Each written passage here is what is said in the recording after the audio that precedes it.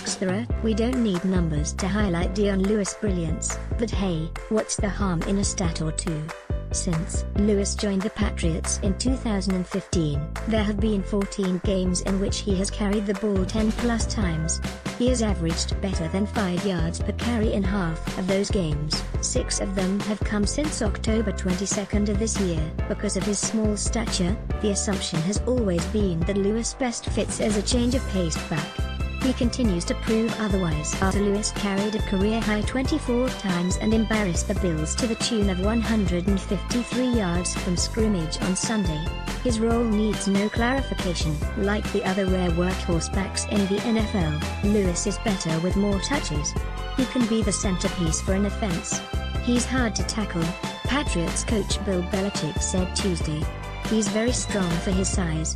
Lewis is averaging 68.8 rushing yards per game since Week 5, which extrapolates to 1,101 rushing yards over a 16-game schedule. Lewis' season average of 5.2 yards per carry will be the top mark of any Patriots running back with 150+ rushing attempts in the Bill Belichick era. "We're so lucky to be playing with that guy," Patriots left tackle Nate Solder said after Sunday's 37-16 victory over Buffalo. "He's quick and strong, and he plays the way that everyone would want him to play." It's not hyperbole to suggest that Lewis is one of the best running backs Belichick has coached in New England. There's an argument to be made that Lewis' 2017 campaign is the most impressive season by a Patriots back since Corey Dillon in 2004. But will he be a Patriot beyond this year? Recently, Belichick has not shown a willingness to pay the necessary price to retain free agent running backs. This pattern may be the result of Belichick's preference and his general view of the value at the position, but it's likely also a product of the players he has coached. Stevan Ridley, LeGarrette Blount, Shane Vereen, and even Danny Woodhead were quality backs. They were replaceable, so when the Giants offered Vereen an average annual salary of $4.2 million, there was no way in hell the Patriots were matching. Lewis is different, and everyone in New England knows it. He is set to hit free agency in the spring. He's in his prime at 27 years old.